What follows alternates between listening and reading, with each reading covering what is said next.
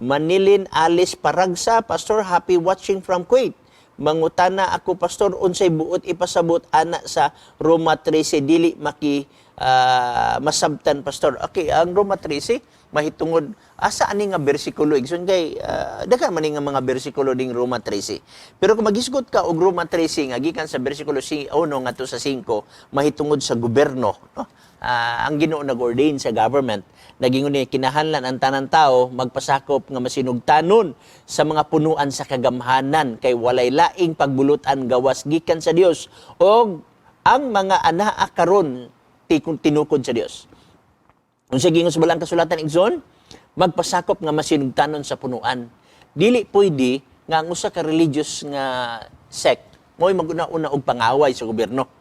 Dili mahimo nga magsigit tag-insinuate sa atong mga membro diha sa pulpito, gamito nato ang ngalan ni Jesus Christ, gamito nato ang ato nga posisyon sa pagpatuos mga tao nga nasayop na ning gobyerno karon. Dili kana mahimo. That is blasphemy.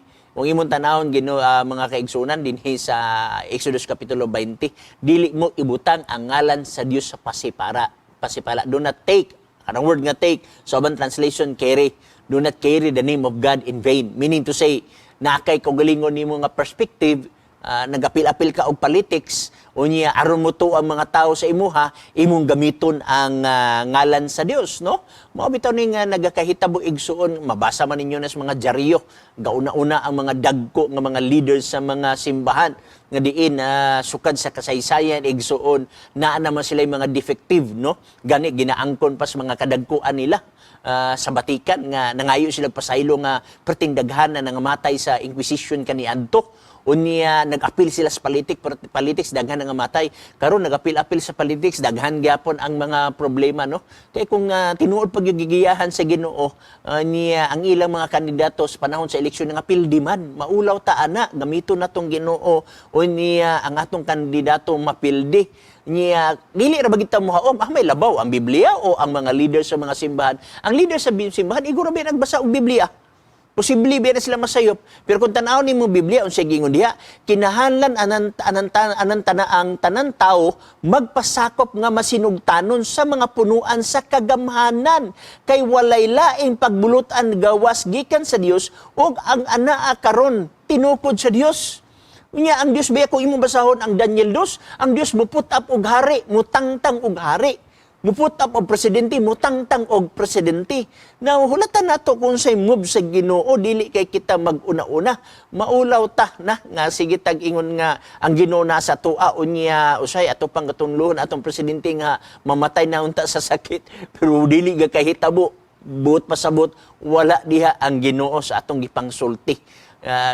Experiences mga dagko simbahan igsuon magampo dia amahan namo nakas mga langit unya sa katapusan pasayloa kami sa among mga sala maingon nga kami nagapasaylos nakasala kanamo pero pagid sila nakapasaylos sa mga Marcoses lisod kaayo nga sige natong ampo anang amahan namo unya pag naay makasala ang isulti nato nga sige adto dito pagluhod pagampo ampo kag napulo ka amahan namo unya na dito pasaylo kami sa mga sala maingon nga kapasaylo kami sa nakasala kanamo ug ang simbahan wa pa nakapasaylo ni Marcos. Mga pinangga dili nato iapil ang atong simbahan diya sa mga politika. So gani nga kini gani pagasulti ni Paul mingon lugar nga lisod banggod kay naay corruption ngano di ay sa panahon si Paul nagkinabuhi sa panahon sa Roma. Emperor sa Roma, daghang corruption sa Roma kaniadto. Pero nag-ingon si Paul, kinahanglan ang tanang tao magpasakop masinugtanon sa mga punuan sa kagamhanan. Usay nagunahuna man ta nga kita ray kabalo magdala sa judgment, kita ray kabalo muhukom. Ang Ginoo naa diya sa langit. Kontrolado sa Ginoo ang affair sa tibok na kalibutan. Ang aton trabaho ang pagminsay sa mayong balita, dili mag-apil-apil sa gitawag nato og politika. Verse 2. Busa ang musukol batok sa mga punuan, magasukol batok sa tinukod sa Dios. Ang managpanukol mahiagom sa hukom sa silot. Mao ni nga punto igsuon nga daghan musukol sa gobyerno. Unsa ni hitabo? Gidibuls na hinon sa Ginoo ang ilang binuhatan. No? Gikan sa lahat tibuok ni kalibutan nangayo nagpasaylo ang dako nga leader sa Batikan mga pinangga no sa nagakahitabo nga skandalo Ang punto mga pinaga, sige ta panaway sa gobyerno pero wa na to hinluing ato naasulod sa simbahan. So daghang salamat ani nga pangutanin mo igsuon, tiwasong ko lang is pagbasa. Verse 3, kay ang mga punuan dili kalisangan, nagabuhat og maayo kun dili ang dautan, bus buot kabang dili malisang kaniya nga anaas kagahom, nanbuhata ang maayo o mabatunan mo ang pagdalayg gikan kaniya. So ato nga 4 minutes ang nabili no sa first portion. Ato apilar sa nakilalaing nga mga kadagkuan sa reliyon. Tuguti nga biyain ng politika ang kanang pulpito sa atong simbahan, tadtaranan na sa kinabuhi nga walay katapusan. Dili na tadtaranan sa batasan sa mga politisyan.